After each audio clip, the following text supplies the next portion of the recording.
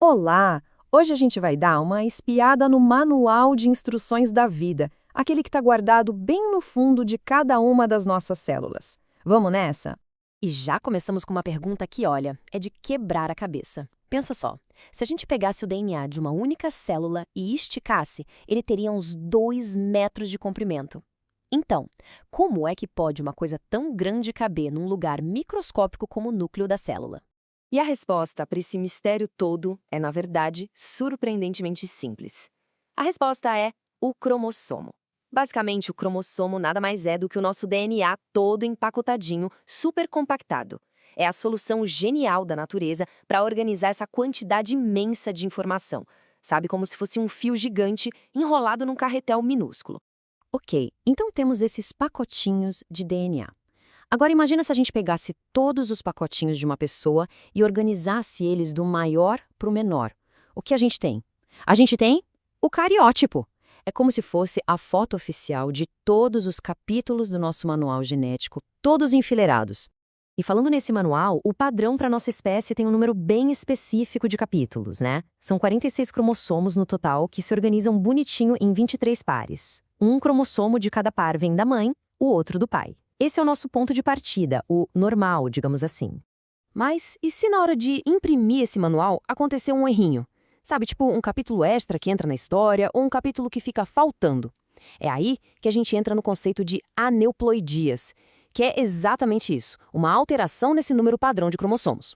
Basicamente, a gente está falando de dois tipos principais de alteração. De um lado, tem a trissomia, que é quando tem um cromossomo a mais. Do outro, a monossomia, que é quando falta um cromossomo. Um a mais ou um a menos. Simples assim.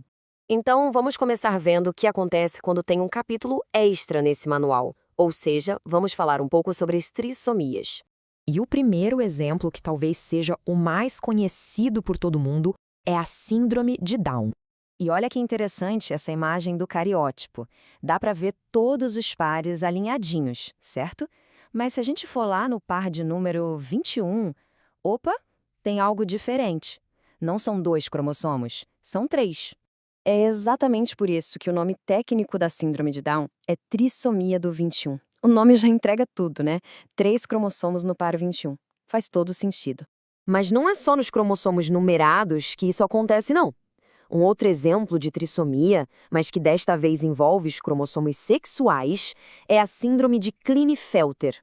E a imagem aqui mostra isso perfeitamente.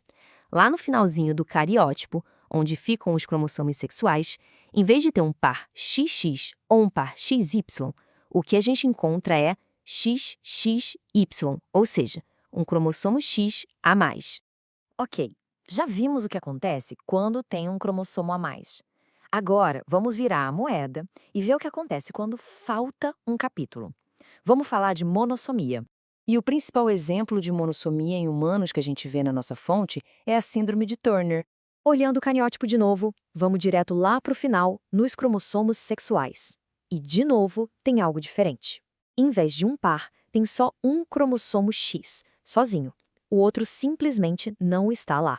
Então, a grande característica da síndrome de Turner é justamente essa, a ausência de um dos cromossomos sexuais. No fim das contas, em vez dos 46 cromossomos que a gente espera, a pessoa tem 45. Depois de ver esses exemplos, fica bem claro o quão poderosa é essa ferramenta, o cariótipo, né? É como um mapa visual que permite que a gente leia a estrutura básica do nosso manual genético de uma forma muito direta e clara. Bom, então, para a gente amarrar tudo o que vimos aqui. Primeiro, cromossomos são o jeito genial da natureza de organizar o DNA. Segundo, aneuploidias são quando esse número de cromossomos muda. Se for para mais, temos as trissomias, como Down e Klinefelter. Se for para menos, as monossomias, como a de Turner. E por último, o cariótipo é a nossa janela, a ferramenta visual para enxergar tudo isso. E tudo isso nos deixa com uma reflexão final, não é mesmo? É impressionante parar para pensar que a adição ou a falta de um único capítulo, em meio a 46, pode ter consequências tão profundas. Fica a pergunta: o que essas pequenas variações numéricas nos ensinam sobre a delicada e incrível precisão da vida?